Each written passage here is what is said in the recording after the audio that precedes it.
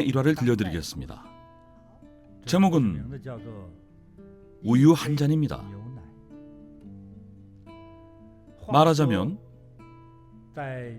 수십 년 전 미국에 한 가난한 소년이 살았습니다. 11살, 12살쯤인 10대 소년이었죠. 앞서 이야기했던 그 가난한 소년과 비슷한 나이대입니다. 소년은 학비를 벌어야 했습니다. 미국 초등학교는 학비가 비싸지 않아서 소년은 학비를 벌기 위해 집집이 물건을 팔러 다녔습니다. 미국에서는 합법입니다. 심지어 선생님들이 학생들에게 방문 판매 체험을 권유하기도 합니다. 미래의 가정을 부양하기 위한 사업 경험과 노하우를 쌓으라는 의미에서입니다. 이 소년은 집이 가난해서, 몹시나 가난해서 방문 판매로 학비를 벌어야만 학교를 다닐 수 있었습니다. 그러나 며칠을 돌아다녀도 단 한 개도 못 팔았습니다. 어떤 물건을 팔았을까요? 뭐든 다 팔았습니다. 연필, 과자, 초콜릿, 애플파이, 간단한 주전부리는 물론이고 생활용품도 팔았습니다. 수건, 칫솔, 치약 등도 팔았습니다. 물론 합법적인 판매였습니다. 하지만 며칠 동안 한 개도 팔지 못했습니다. 소년은 하루 종일 걸었더니 배도 고프고 갈증도 났습니다. 배는 꼬르륵대고 눈앞은 어지러웠습니다. 겨우겨우 어느 집 문을 두드리자 드디어 사람이 나왔습니다. 대부분 문을 열어주지 않거나 안에서 아무도 없어요 라고 소리치기 일쑤였죠. 문을 열어주기 싫었던 겁니다. 그러면 고개를 떨구고 다음 집으로 갔습니다. 어떤 집의 문을 두드리자 아리따운 소녀가 문을 열었습니다. 소녀는 어여쁜 소녀가 나오자 쭈뼛쭈뼛 쑥스러워했습니다. 소녀가 물었습니다. 무슨 일이에요? 소녀는 배가 너무 고파서 먹을 것이 필요했지만 차마 말을 못 꺼냈습니다. 수줍음 많고 내성적인 소녀는 최대한 예의를 지켰습니다. 목이 마른데 물 좀 주실 수 있나요? 알겠어요. 소녀가 컵을 가지고 나왔습니다. 우유인데 좀 드세요. 소녀는 급히 잔을 받아 꿀꺽꿀꺽 몇 모금 만에 우유를 다 마셨습니다. 미국에서는 무언가를 받았으면 그 대가로 다른 것을 줘야 한다는 관념이 있습니다. 소녀는 우유를 다 마신 후 입가를 닦으며 물었습니다. 얼마를 드리면 될까요? 소녀가 말했습니다. 괜찮아요. 걱정하지 마세요. 엄마가 진정한 자비와 사랑으로 모든 사람을 대하고 대가를 바라지 말라고 가르치셨어요. 더 줄까요? 소녀는 미안한 마음에 배가 부르다며 사양했지만 사실은 배가 고팠습니다. 소녀는 이 순간을 평생 잊을 수 없었습니다. 마음속에 새기고 간직한 채 감동의 눈물을 머금고 걸음으로 옮겼습니다. 아무것도 못 팔았지만 우유를 마신 덕분에 눈앞이 어지럽던 느낌은 사라졌습니다. 게다가 소녀의 대답에 마음도 따뜻해졌습니다. 그 후로 10몇 년이 훌쩍 지났습니다. 10몇 년 후 한 컵의 우유를 보시했던 소녀도 어느덧 여인으로 성장했습니다. 우유를 보시했던 그 여인이 어느 날 몸이 아파 병원에 갔습니다. 병이 생각보다 심각하시군요. 여기서는 고칠 수가 없으니 대도시의 큰 병원으로 가서 치료받으시는 게 좋겠습니다. 방법이 없었습니다. 여인은 어쩔 수 없이 의사의 말에 따라 대도시에 이름난 의사를 찾아 치료를 받으러 갔습니다. 대도시의 큰 병원에서는 여인의 심각한 병세를 파악하고 전문의들로 팀을 꾸려 공동 연구하기로 했습니다. 이들은 우선 여인의 이름과 출신 지역을 보고했습니다. 보고를 듣는 그 순간 의사들 중 젊은 의사 한 명이 전기에 감전된 듯 화들짝 놀랐습니다. 아니, 의사는 곧바로 회의실을 뛰쳐나가 여인의 병실로 향했습니다. 여인의 얼굴을 보니 오래전 자신에게 우유를 보시했던 바로 그 소녀였습니다. 여인이 된 소녀는 심각한 부인과 질병에 걸렸습니다. 과거의 인연으로 다시 만났습니다. 여인의 얼굴을 본 의사는 만감이 교차했습니다. 그 의사는 예전에 소녀가 보시한 우유를 마신 소년이었습니다. 지금은 소문난 명의가 됐죠.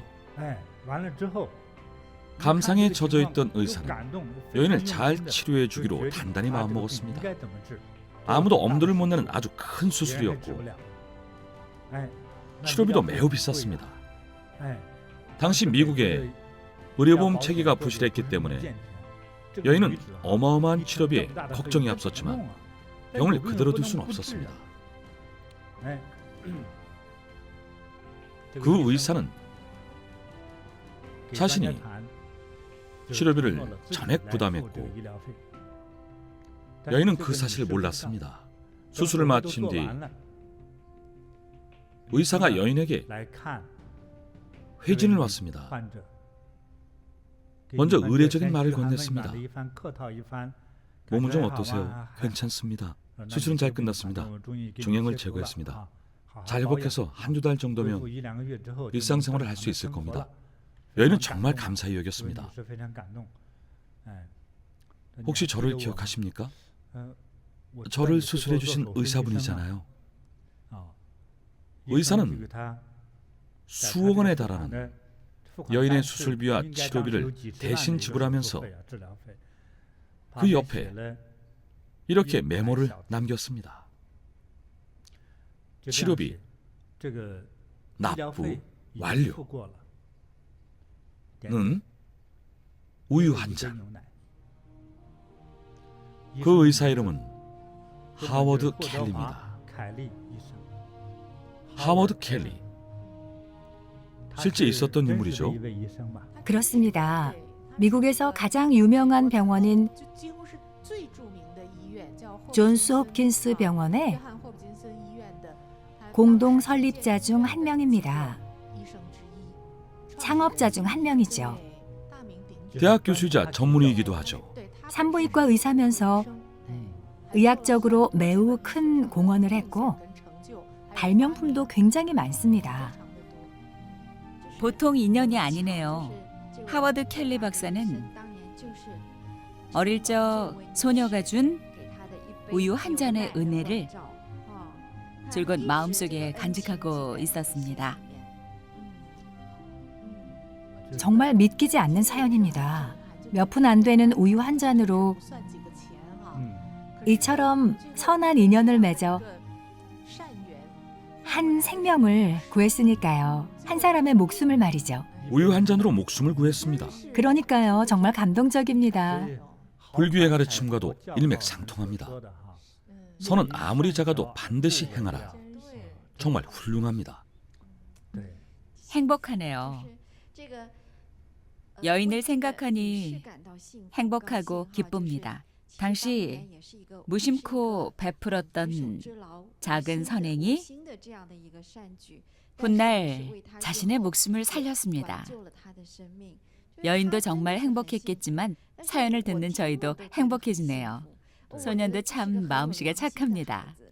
어릴 적 받은 작은 호의를 늘 잊지 않고 간직하면서 은혜를 갚고자 했으니까요. 어린아이들은 나중에 커서 어떤 사람이 될지 아무도 모르지 않습니까? 아무것도 바라지 않고 행한 보시가 이렇게 아름다운 결과로 돌아왔다니 정말 행복합니다. 우유 한 잔으로 치료비는 모두 지불되었습니다. 보시는 온 세상을 아름답게 변화시킵니다. 보시를 하는 사람은 앞날이 밝고 창창합니다. 보시를 하는 사람은 스스로 행복합니다. 보시를 하는 사람은 타인도 행복하게 합니다. 여인의 사례에서도 보듯이 보 씨는 재난을 없애고 화를 피하게 합니다. 정말이지 여인에게 자신의 목숨을 위협하는 큰 위기가 닥쳤지만 결국 자신도 모르게 소멸됐습니다. 정말로 보시나 공양은 자주 실천해야 할 것 같습니다. 보시를 하는 과정 중에 복덕이 쌓입니다. 부귀해지고 가정이 화목해지고 자녀가 철이 듭니다. 부모님 말을 잘 듣고 성공한 삶을 살며 부모는 건강하고 장수하고 행복하고 부귀해집니다.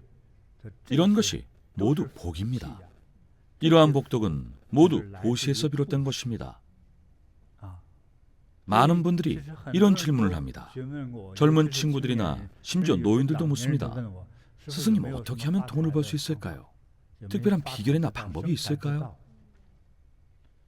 저의 대답은 단 하나입니다. 별다른 비결은 없습니다.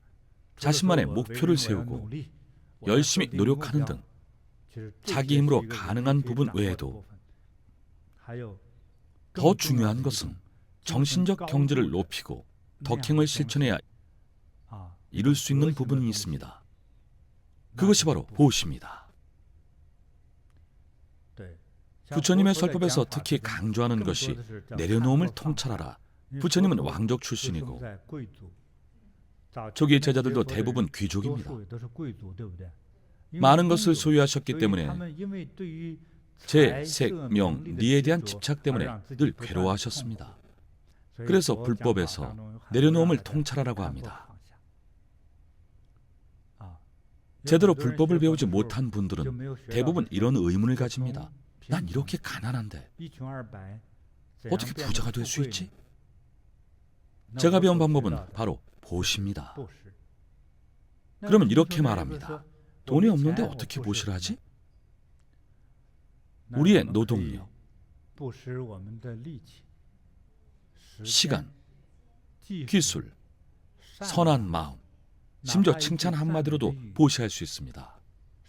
예전의 수업에서 직설적인 말과 칭찬하는 말 중 어떤 것이 더 좋은지 질문을 받았을 때 직설적인 말이 좋다고 말씀드렸습니다. 어떤 시청자분이 제가 예전에는 듣기 좋은 말이 좋다고 했다더군요. 맞습니다. 어떻게 적절하게 선택할까요? 듣기 좋은 말을 하라는 뜻은 남을 속이거나 해치거나 기만하거나 해를 끼치는 것이 아니라 돕는 것이 목적입니다. 상대방과 나 사이에 별다른 이해관계가 없을 때 상대방도 내가 하는 말을 더 듣기 좋아하고 더 쉽게 받아들입니다. 이런 뜻입니다. 좋은 것은 나쁘게 말하고 나쁜 것은 좋게 말하고 없는 것 있는 것처럼 말해서는 안 됩니다. 그건 속이는 겁니다. 아무런 악의 없이 선한 마음으로 듣기 좋은 말을 하는 것이 매우 중요합니다. 복덕을 쌓는 길의 첫걸음이 바로 보시입니다. 보시는 자신의 능력이나 가진 모든 것으로 가능합니다. 시간을 내서 남을 돕거나 물리학을 잘하는 사람이 남의 공부를 도와준다든가 남의 집 고장난 기계를 고쳐주는 일도 내가 할 수 있는 일을 해주고 내 휴식 시간을 바치는 일이기 때문에 모두 보시에 해당합니다. 시간은 없는데 돈은 많다면 돈을 내는 것도 보시입니다. 하지만 이 이야기를 듣고 이렇게 생각하면 안 됩니다. 내일부터 스님 몇 분께 공양해야지. 50명도 좋고 5명도 좋으니 나한들이 보물을 주는지 보자. 평범한 음반지라도 주겠지. 이런 기들은 스스로를 속이는 행위입니다. 두 가지 이야기를 비교해 볼까요? 첫 번째로 해서 목련존자의 아우는 눈앞의 이익과 부를 탐냈지만 목련존자는 영원히 변치 않는 이익과 부귀를 바라봤습니다. 이처럼 서로의 경지와 시각이 다릅니다. 투자자의 입장에서는 당장의 이익이 중요합니다. 은행이자와 비슷합니다. 1억 원을 예금하고 하루에 얼마씩 이자가 붙나 당장의 수익을 궁금해합니다. 눈앞의 이익이죠. 하지만 더 깊이 생각해보면 건강하게 사는 것이 가장 큰 이득입니다.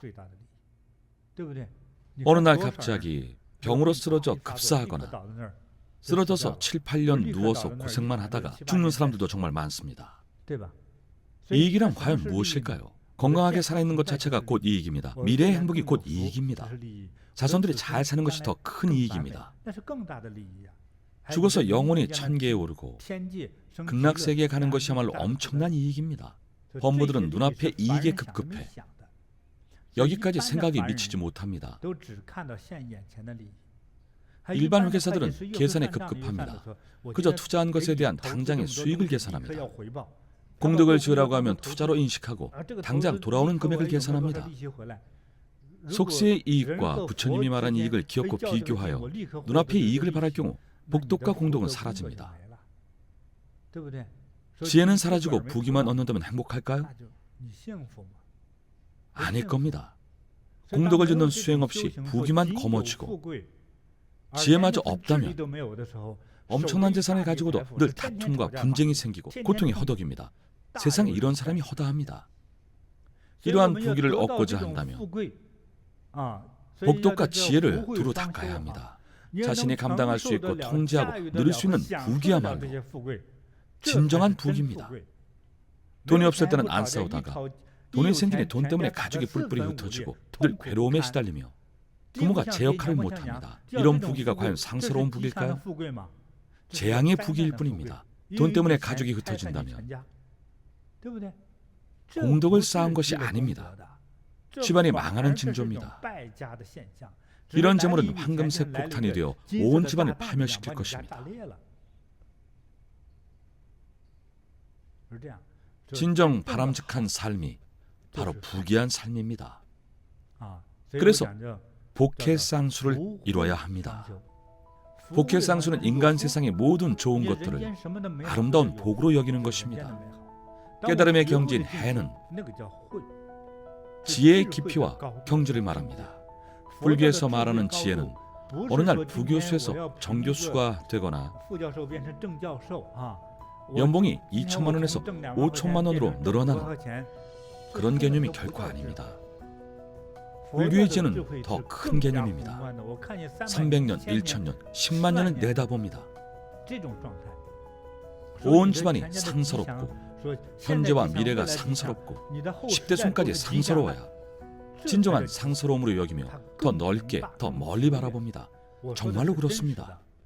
당장 안 보이는 먼 미래라고 해서 여러분을 속이는 것이 절대 아닙니다. 제가 어린 시절에는 2000년도 이후에 저처럼 1960년대생 친구들이 1980년대쯤 되었을 때 자신은 2000년도 후에 부자가 될 것이라고 말하면 다들 헛소리하지 말라며 사기꾼 취급했습니다. 너무 먼 미래였기 때문이죠. 그때까지 살아있을지도 의문이었으니까요. 하지만 성실히 계획을 실천한 사람은 부자가 됐습니다. 언제까지 살지는 아무도 장담할 수 없습니다. 여러분은 공덕과 복덕을 쌓았습니까? 그만한 공덕이 없으면 꿈도 기대도 품지 못합니다. 따라서 길게 내다봐야 합니다. 근시안적인 안목으로 현재만 좋으면 된다는 사람도 있습니다. 억만장자가 되자마자 다음 달에 죽는다면 좋을까요? 이런 소원을 저에게 보낼 분 있나요? 생각만 해도 불길하죠. 대부분의 사람들은 일단 돈부터 벌고 보자는 생각입니다. 내 것이 아닌 돈을 벌었다면 그 돈을 유지하고 누릴 수 있는 복이 있을까요? 오히려 돈 때문에 고통받고 주변 사람들이 떠나고 모든 사랑을 잃을 겁니다. 그것이 행복일까요? 복이란 무엇인지 곰곰이 생각해 보세요. 제가 말하는 지혜의 해는 시험을 더 잘 보고 더 좋은 곳에 취업하고 더 돈을 많이 버는 것이 아니라 더 높은 경지에 오르는 것입니다. 장기적인 관점에서 말입니다. 인간 세상과 아예 관련이 없지는 않습니다. 행복한 일상과 긴밀한 관계가 있습니다. 그렇지 않습니까? 이렇게 생각해야 합니다. 이것이 우리가 배워야 하는 복과 지혜입니다. 복해쌍수. 복과 지혜를 아울러 닦아 나가는 것. 복은 덕을 쌓아서 얻는 것이며 덕은 베풀어 얻는 것이다.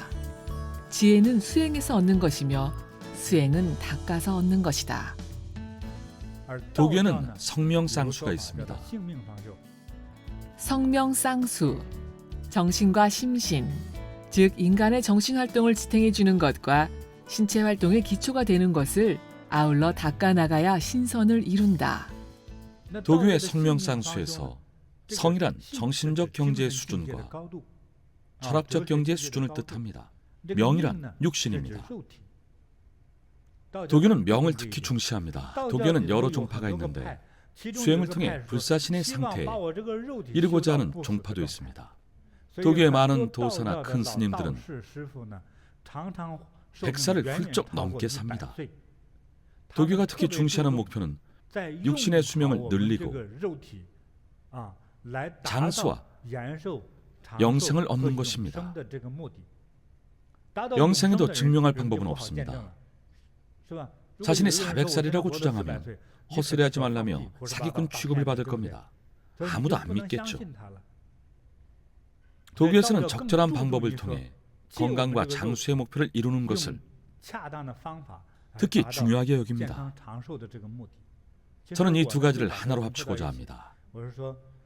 죽을 때가 아니면 죽지 말고 살 수 있는 데까지 살아가며 가급적 다른 이의 도움 없이 스스로의 힘으로 병원비는 낼 수 있어야 합니다. 죽고 난 후에 유골함을 안치하거나 묻을 땅 정도는 살 수 있어야 합니다. 이 정도의 돈도 남기지 않으면 나중에 손자가 유골함인 줄 모르고 실수로 깨트렸을 때 영혼이 되어 본인의 유골이 흩날리는 모습을 보며 크게 슬퍼할 겁니다. 그러니 미리미리 땅을 사서 유골함을 묻었어야죠. 그럴 돈조차 없다면 참 안타까울 겁니다. 물론 괜찮을 수도 있죠. 요즘 수행자들이 유골함을 보리수나무나 대추나무 또는 산사나무 아래에 묻기도 합니다. 중국의 인기 드라마 중 산사나무 아래가 있는데 많은 교수들이 감동을 받아 그 나무 밑에 묻혀서 열매가 시다는 말도 있습니다. 제가 묻혔다면 고통으로 가득 찬 인생으로 열매가 쓰고 떫을 겁니다. 저는 이 두 가지를 결합해 어떻게든 장수했으면 좋겠습니다. 제가 배운 방법을 여러분과 나누고자 합니다. 바로 도교의 방법 중 하나인 팔괘내공입니다. 걷기 힘들던 사람이 잘 걷고 늘 쑤시던 허리도 좋아져서 여기저기 날아다닙니다. 연로하신 분들도 팔괘내공을 1년 하고 나면 나무에도 올라갑니다. 체험담에서 나온 실화입니다. 남의 시중을 받지 않아도 됩니다. 다른 사람의 돌봄이나 시중을 받는다는 건 본인의 행동이 자유롭지 않다는 말이겠죠. 효과가 입증된 만큼 열심히 수행하십시오. 팔괘내공 자체가 건강하게 장수하는 비결입니다. 훗날 좋은 곳으로 왕생하여 수명이 수천만 년이 될 수도 있습니다. 그러면 천만 년 만에 초가를 얻을 수도 있겠죠. 충분히 가능합니다. 그때 만나서 인사하면 얼마나 좋겠습니까? 생일 축하 노래를 불러주면 더 듣기 좋을 겁니다. 스승님이 1500만 년 전에도 노래를 불러주셨는데 오늘도 정말 기쁩니다. 겉모습은 젊은데 말이죠. 각진 우리 법사보다 젊어 보입니다. 나이를 물으면 16살이라고 합니다. 사실은 이미 1600만 년이나 지났죠. 얼마나 멋진 일입니까? 이처럼 대단한 선녀가 되는 것도 조금 과의에 불과합니다. 46억 년을 산다고 해도 외모는 3살배기 아기 같습니다. 뭐라고 불러야 할지 애매할 정도죠. 동자일까요? 장자일까요? 그래도 장자가 낫겠죠. 저도 잘 모르겠습니다. 도교에서는 자를 많이 붙입니다. 장춘자, 장춘등자. 일본 이름 같군요. 금부자, 도른자. 사실 자는 신성함을 뜻합니다. 보리선서 수행자분들도 언젠가 이름 뒤에 자가 붙고 하늘, 태양계만큼 장수하시기 바랍니다. 태양계의 수명은 최소 2억 4천만 년은 넘을 겁니다. 태양계의 나이는 얼마죠? 23억 년입니까? 23억 년이군요. 보시를 할 때는 순수한 마음으로 발심하고 바라는 것이 없을수록 효과가 강해집니다. 마음속 번뇌가 적을수록 우리 몸은 더 건강해집니다. 마음속 번뇌가 줄어들수록 더 건강하고 장수할 수 있습니다. 공양할 때는 신과 부처님께 공양할 때도 스승에게 공양할 때도 마음이 순수할수록 효과가 더 커집니다. 재물 욕심이 적을수록 재물이 굴러들어옵니다. 돈을 하찮게 여겨야 돈이 절로 찾아옵니다. 돈에 집착하면 돈이 손에 잡히지 않습니다. 돈이 많이 생겼더라도 돈을 제대로 다루지 못하면 돈 때문에 고통을 받습니다. 앞으로 여러분과 천천히 이야기를 나눠봅시다. 앞으로 인생을 살면서 더 많이 마주치게 될 필연적인 상황들과 대처 방법들에 대해 말씀드리겠습니다. 부처님에 관한 일화는 최대한 각색하지 않고 원래의 의미를 전하려고 노력했습니다. 그중 요즘 이야기는 현대 이야기라고 말씀드립니다. 신이 아닌 인간의 관점에서 인물을 분석하고 상황을 분석했습니다. 신의 관점에서 더 신성한 내용은 뒷부분에서 이야기할 것입니다. 우선은 불법의 역사와 인물에 관한 이야기를 말씀드리겠습니다. 무엇보다 여러분 모두 이야기를 통해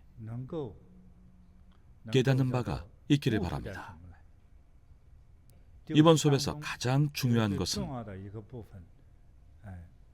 계속 이어지는 내용인데 인과와 과보입니다. 인과와 과보에는 죄악도 있고 고통도 있습니다. 지난 수업들에서 말씀드렸듯이 과보는 거대합니다. 결코 막을 수 없습니다. 어떻게 해야 빠져나갈 수 있을까요? 선행이 곧 살길입니다. 인과의 규칙은 단순합니다. 선행에는 선보가 따르고 악행에는 악보가 따른다. 받지 않았다면 죄가 사라진 것이 아니라 아직 때가 되지 않은 것이며 때가 되면 반드시 되돌려받는다. 인과의 규칙은 이처럼 상당히 과학적입니다. 인간 세상에서 사람의 몸으로 존재할 때 선행과 성과를 가장 잘 체득합니다. 남에게 잘해주면 남도 나에게 잘해줍니다. 신에게 잘하면 신도 나에게 잘해주십니다. 이런 이치입니다. 선행에는 선과가 따른다는 인과의 규칙을 여러분 모두 제대로 이해하시기 바랍니다. 저는 오래 수행을 해오면서 이 세상에 보기와 상스러움을 얻는 다른 지름길과 방법이 있는지 찾아봤습니다만 없습니다. 예를 들어 관상이 안 좋은 사람이 관상가를 찾아가 얼굴을 고쳐달라고 하면 운명이 좋아질까요? 운명과 관상은 뼈에 있습니다. 단지 얼굴에 드러났을 뿐이죠. 예컨대 얼굴에 검은 반점이 생겼다면 그 부위와 대응되는 몸속 장기가 건강하지 않고 기능이 원활하지 않아 얼굴에 드러난 것뿐입니다. 다 내부에서 일어나는 일입니다. 이런 이치를 이해하고 인과의 개념을 이해한 후에 스스로 운명의 주체가 되어 자신의 미래를 개척하고 자신의 인과를 지으며 자신의 행복을 만들고 자신의 상스러움과 부귀를 스스로 만들어 나가십시오. 그 방법은 간단합니다. 바로 자비, 선량함, 보시, 관용, 배려, 사랑과 같은 자비로운 방법을 사용해야만 우리가 원하는 아름다운 결실을 맺을 수 있습니다. 계산적이고 이것저것 따지면 눈앞에 당장의 이익만 보입니다. 장기적인 상스러움이야말로 진정한 상스러움입니다. 우리 온라인 시청자들이 충분히 이해하셨으리라 믿습니다. 확실히 새기고 깨달음을 얻고 싶다면 수업을 자주 많이 들으십시오. 내용에 익숙해질수록 이해가 빨라집니다. 여러분의 지혜를 믿습니다. 오늘처럼 많은 분들이 온라인 수업을 반복해서 듣는다면 많은 분들이 깨달음을 얻으실 겁니다.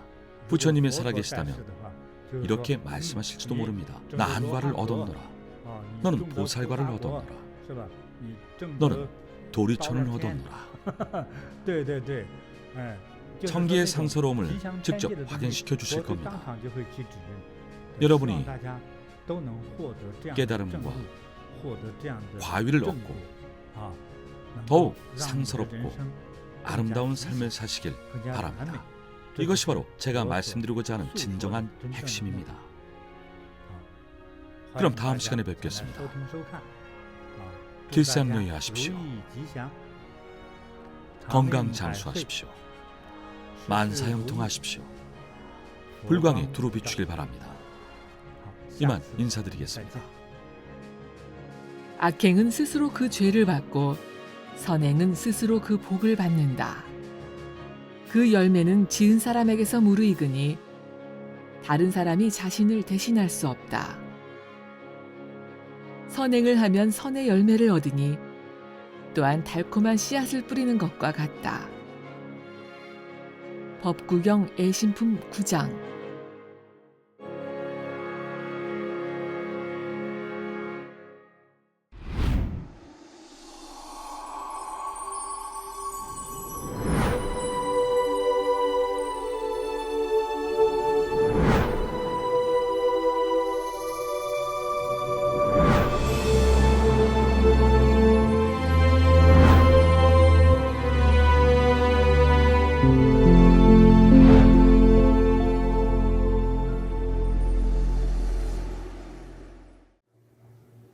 딸이 자살을 했거든요. 우울증으로 자살을 했어요. 딸 보내고 나서 49제를 지내고 있었는데요. 스님이 울면 안 된다 하더라고요. 울면은 못 가니까. 그때부터 이제 49제를 지낼 때까지는 안 울었어요. 참아가지고 뭐 49제를 지내고 나서 이제 제가 병이 났었죠. 뭐 눈은 뭐 한 달 내도록 잠을 못 잤으니 불면증에 우울증에 대인기피증 공황장애까지 오더라고요. 무기력하게 아무것도 못하고요. 뭐 오로지 죽어야 되겠다는 그 생각밖에 없어요. 이 제가 덩치가 크잖아요.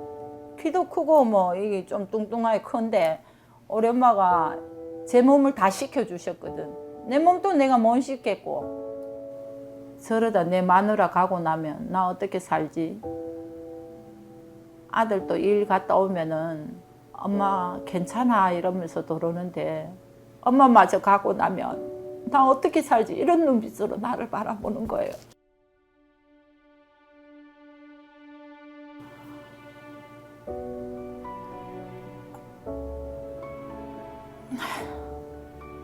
엄마가 그러셨잖아요. 너는 네 딸을 잃었지만은 나는 내 딸을 잃을까 봐 두렵다고 그러시더라고요. 장금 참 그런 애만 봐도 나는 한 달에 그 내 할매라도 가슴이 아픈데 부모들은 참 말할 수 없이 가슴이 안 아팠겠습니까? 사는 게 아니라 참 죽은 목숨 같이 한참 이래 보내고 이래 살았지. 내 가슴에 못이 박혀가 있는데 엄마도 그러면 안 되지 싶어서 다시 살아야지.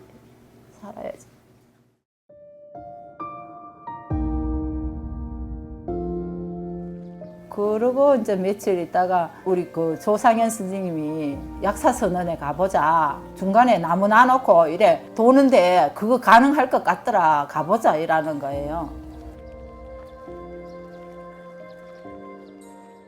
안 올라가는 거 억지로 끄다가 억지로 끄어놓은 거지. 왜 가요? 안 가요 하고 뒤에 언니, 엄마, 동생 총동원해가지고 그래 오기로 해.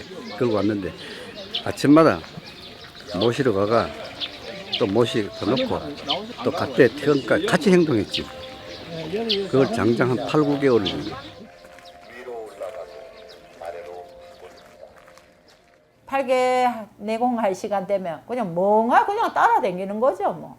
땡 해가지고 다른 사람이 이렇게 돌잖아요.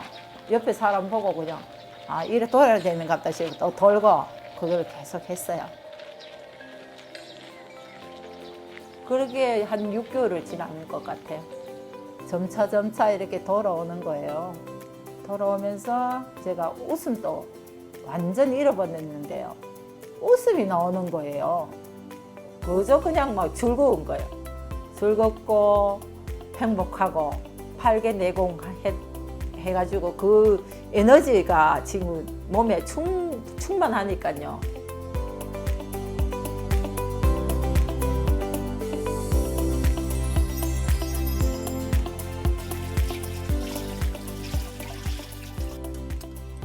야, 간만에 반찬 했는데 반찬이 제대로네. 제가 우울증 앓고 나서 처음 같이 먹는 식사네요. 고마워 형부. 내 작년에 애미기가 미안해요. 내 앞으로 잘하고 살게요. 고마워요. 내가 고맙구만 나와줘서. 요즘은 진짜 나 아니 용됐어. 그 당시에는 내 나도 못 싣고 댕겼다. 맞다 꿈만 같다. 난리 났다. 진짜 꿈만 같아 진짜로. 아이고 너무 즐겁고 행복합니다. 요새는 그런 죽고 싶다는 생각 1도 안 드세요? 아니요, 내가 왜 죽어요? 내가 왜 죽어요? 안 죽어요. 절대로 죽을 수가 없죠. 감사합니다, 장관님. 정말 감사합니다.